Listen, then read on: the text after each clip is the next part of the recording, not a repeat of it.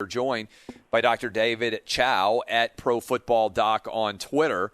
And, man, I don't know if there's ever been a time when a doctor who is focusing on the world of sports has been more relevant than you have, basically look, I know there's always injuries that take place on the football field, but I bet you never anticipated that you would be writing and talking about so many without precedent situations in the world of sports. And you've got a great article up at Outkick.com. Encourage people to go read it, sort of laying out both angles of this myocarditis, if I pronounced that correctly, debate that has been going on. But it's part and parcel of a larger discussion about whether or not it is safe to play college football this fall. And so we bring in now Dr. David Chow at ProFootballDoc to discuss.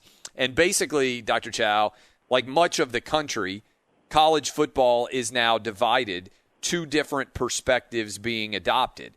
On the one hand, you have the Big 12, the SEC, and the ACC saying, hey, we are planning to play. On the other side, you have the Pac-12 and the Big 10, and they are saying we are not convinced that we can play in a healthy manner, and both of them in making these decisions are citing medical experts. Take me into this world. What do you see that immediately jumps out at you as a doctor as it pertains to these 5 conferences with 2 different decisions being made?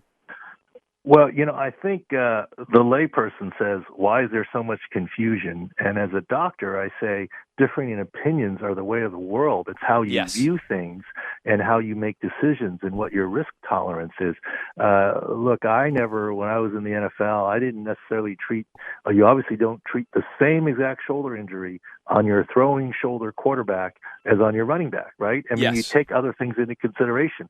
The same injury week 1 versus week 17 or in the preseason or the week before the Super Bowl, you treat differently. And, a veteran versus a rookie, there's all these things that you have to factor into the decision making. The medical facts are the same, but how you view and interpret them might be different.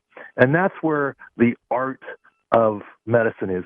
Clay, for example, over the last couple of days, you did not ask President Trump the same questions as you asked the governor of Florida or the governor of Texas, right? There's different situations. You customize what you do and what you want to ask them and how you approach things. And the same thing for medicine and even for coronavirus and, quite honestly, myocarditis. So the article that I tried to write for Outkick was to lay out the facts. Nobody's clairvoyant right now. It's a novel coronavirus. There's some new factors. But I tried to put myself into a Big Ten, because they were the first ones to say they weren't going to play football, into a Big Ten doctor's shoes. And then I tried to put myself into an SEC, because they've been the most stalwart in saying we're going to play. So I made it Big Ten versus SEC. And I asked the top 10 questions about myocarditis and coronavirus and the risk of playing, and let the quote in the voice of the Big Ten doctor and then the voice of a hypothetical SEC doctor, what they would say, to let readers judge for themselves the differences. Yeah, and you said something I think that's interesting. Many people out there believe that there is one answer when it comes to medicine, right? And that every doctor is going to look at the evidence and every doctor is going to have the same opinion. That is, I would say, a layperson opinion. If you've ever had any significant illness or significant injury that couldn't get fixed, a lot of people recognize that you go to multiple doctors because you're trying to figure out what's going on, and everybody has a different theory. In your mind, how much of practicing medicine is science and how much of it is art? Well, I think it has to be based in science. Right. But if you base it only in science, you're not going to be a very good doctor. The art is what makes you special. But you have to base it in science. You can't not base it on fact, and then how you deal with it and how you view things and how you apply it to your individual situations. And for all the time, I would always apply things like, for this weekend warrior, what kind of treatment would be best versus this NFL athlete who's starting the season versus another one who's ending the season or whatever sport it is. It's called customization of care. It's very important. So there are different factors that might face an SEC school or a Big Ten school, different risk profiles and what they're willing to tolerate. Maybe there's also resource differences. It makes complete sense that the MAC and Mountain West cannot come close to allowing teams to play, because in order to do so, I mentioned in the article, you really have to keep athletes safe, cardiac test athletes that have COVID to make sure there's no myocarditis. That can get pretty expensive. Probably something the Mountain West or MAC couldn't really afford to do, but the SEC or Big 12 can. And if you do that, you add a level of safety to the players. So it's a very complex question. And I'm sorry the article is slightly long, but it's just a very complex question. Well, I'm fascinated by it because to me, what we seem to be debating here, and I think that in this respect, college football is a metaphor of the larger country, is the question, what is acceptable risk, right? That's a broad question, but your definition of what is acceptable risk may well be different than my definition, may well be different than our wives, may well be different than our children. And I'll give you an example, Dr. Chow. Yesterday, I walked my kindergartner to school. He started school. And some people out there are going to, some people, first day of kindergarten, some people out there are going to say, oh, wow, that's awesome. Good for you putting your kid in kindergarten. Other people out there listening are going to be like, oh, my God, I can't believe Clay Travis would put his kid in school, right? Different risk factors, different ways of analyzing the facts. To me, this isn't a hard choice, personally. I love my kids, as I bet you do, and a lot of our listeners do, more than anything in the world. I got a 12, a 9, and a 5-year-old. I think when I look at all the facts and all the risk factors, I believe they need to be in school. I also understand that other reasonably intelligent people can look at the data and make a different decision because they may be much more risk averse than I am. I don't think everybody should have to make the exact same decision. My argument has been, if you are particularly risk averse, that is your right, but I don't necessarily think your risk aversion should dictate what choices I can make. When you think about this from a doctor perspective, I'm sure that comes into play too. Probably when you have patients come in, some of them are more likely to take risks when it comes to, hey, that you got a bad shoulder, you should probably get that fixed. And they say, I think I'll be fine, or knee or whatever else. Other people, like the first time they have a little bit of a tweak at all, they're like, oh, doc, I need this taken care of immediately. How much of this is psychological, in other words, is what I'm getting to. Just psychological ability at its very essence, coming down to the question of what is acceptable risk. Well, there's no question there's a big psychology there, but I love your example of taking your kid to school. I was just surprised that you and your wife didn't walk them over there together to take the 3,000 pictures that my wife and I we did. No, he had an entourage. Okay. I said earlier in the show, I was walking people through, like, my 5-year-old, you would think that like he was a Hollywood celebrity. This morning, it was, what morning was it? It was Wednesday that he went for the first day. So he got a half day this morning as soon as I finish up on Thursday, another half day on Friday. But we were walking him, and we had me, my wife, my mom, my dad, and his nanny. He had 5 people that were involved. and let me take it back, additional one. He also, his 12-year-old brother, who doesn't start school until tomorrow. Also, we were fortunate. We live in a neighborhood where we can walk him to school. And so we had 6 people that were involved in taking him to kindergarten. Only one could go inside. Mom got to go inside and see the classroom and meet the teacher and do all of those factors.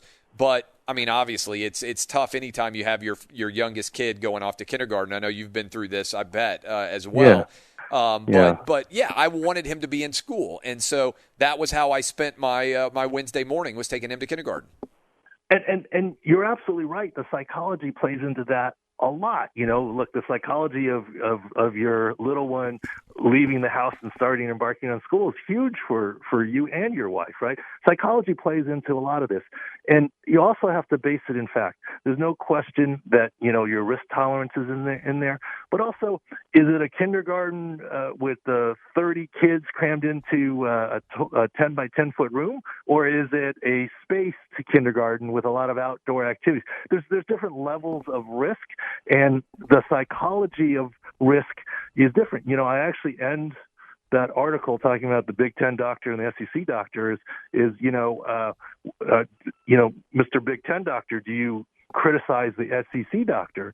And I say, no, he doesn't criticize the SEC doctor. He just says they obviously view the world as glass half full. And the SEC doctor says about the Big Ten doctor, no, I'm not critical of what they're recommending, but they view the world as glass half empty. And everyone's different. I mean, you talk about risk profile. It's not illegal to ride a motorcycle. I never have, and I don't choose to. But it's not illegal to choose to do so. And there are safer ways to ride a motorcycle and more dangerous ways to ride a motorcycle. But there is some free choice out there in the world. And, of course, you need to do things carefully to not affect the other people in the world. But, yeah, I think you're right about that. Yeah, so I'm curious here. When I look – so I want you to walk me through from a risk assessment perspective. When I see that the Big Ten is going to have – open campuses. In other words, people are going to class at least sometimes on campus in classrooms. They are going to have open dorms. They are going to have open cafeterias, open physical structures on campus, as obviously with differences associated with it in the coronavirus era, but it's not as if they are shutting down campus for students. They also are going to allow student athletes to continue to train for up to 20 hours a week, whatever that will look like, kind of like practice, which is how many hours you're supposed to be limited to.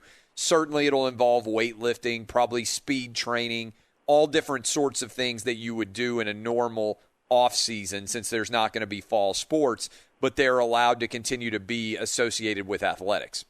When I look at all of that, the logic of the Big Ten's decision in particular doesn't seem very consistent to me, because whether you're an athlete or a regular student, you could get sick in a classroom, you could get sick in a dormitory, you could get sick in a cafeteria, you could get sick weight training even within the football universe.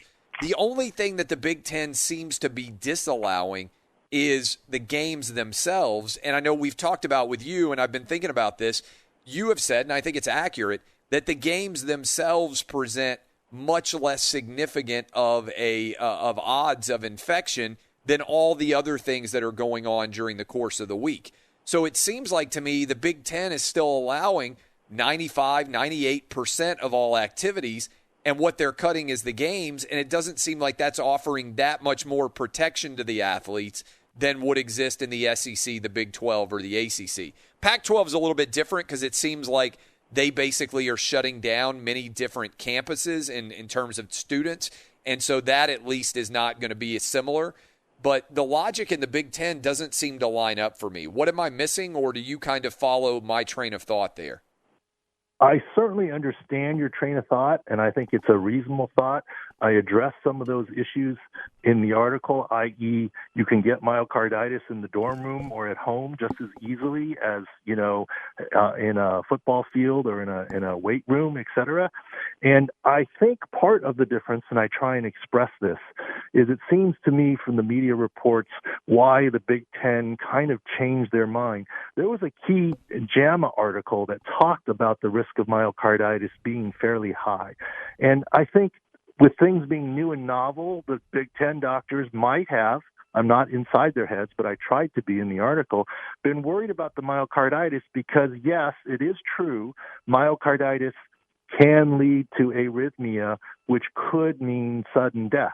And you just can't have that on anyone, especially college kids. So I understand their fear.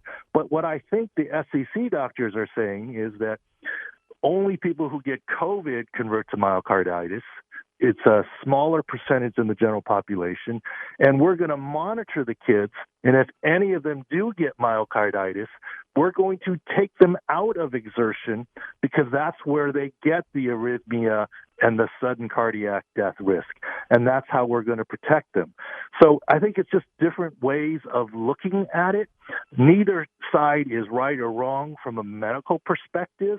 You know, you can argue from a societal perspective and all these other things, but I can see the point of view of the Big Ten doctor, but I also can see the point of view of the SEC doctor. Having worked in the NFL, I really tried to write the article from a midline perspective.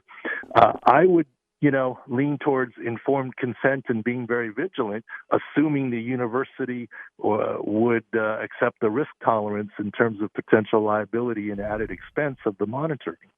We're talking to Dr. David Chow at ProFootballDoc. I think it always comes back to an interesting question. You've got, I believe, a daughter who is a student at the University of South Carolina, if I'm not mistaken. I think we've talked about that before. I don't believe she's an athlete, but is she going back to USC, the University of South Carolina, for classes this fall? She is. It's modified classes. It's not every class in person. There's some Zoom. The labs are in person. There's some modifications. As a matter of fact, she leaves in 2 days on Saturday, and they have that modified program. Start a little earlier, done by Thanksgiving kind of deal. Which you liked. And you thought that was a smart adjustment to the schedule. Well, I think it's a smart adjustment in the schedule for two reasons. One, the idea that maybe there's a second wave coming in the winter and you can pause and cause timeout. But number two, most kids go home at Thanksgiving and then turn right around for a couple of weeks. That's a lot of travel and a lot of mixing of populations, right, that might include spread. So it's not just for second wave, it's the intermingling of different people that gets caused over Thanksgiving. And so that does make some sense, and a lot of schools have now followed that. The reason why I bring it up is it's one thing for you to be a doctor. Most people who are listening to us right now either have kids or are contemplating kids and everything else. And I think asking what you're doing with your own kids kind of cuts through all the noise. So that's why I said, as an example, yesterday I took my 5-year-old to kindergarten. I have my kids all enrolled in in-person schools. I think she's your oldest child. Your oldest child is a college-age student now. You live in San Diego. She's going all the way across the country to Columbia, South Carolina. You're comfortable with that. If she were an athlete, would you be comfortable with her, let's say, playing women's volleyball this fall based on what you know and understand about the coronavirus and the risks it involves? Assuming the school, the program, the medical staff, athletic trainers, and doctors were on the same page for some good safety protocols, absolutely yes. With that qualification, yes. My 7, 7, and 3-year-old, in San Diego, we're in complete limbo for school right now. It looks like online, but we would love an in-person option, a modified, safe in-person option. Pretty hard to do Zoom with 7-year-olds, No kidding. So, I think it's important for their maturity and growth. And the other thing, just as a parent, and I'm trying to keep them all safe. I love them to death, and we do things in a smart way. But I think there are smarter ways to do things, holding some smaller size classroom separation, modified Zoom and meeting, doing some outdoor stuff. Clearly we're in San Diego, and it helps. And quite honestly, for myself and my wife, it breaks our heart that the boy-girl twins that are 7 and the 3-year-old used to just absolutely love the lights out of each other and share things and whatever. And with the pandemic and being alone, there's a lot of now territorialism that's developed because we've just been crowded in the house for so long. And so getting them out for a little bit of school and other socialization in a safe way, I think would be very positive for their mental psyche as well as physical psyche, not to mention that of mom and dad.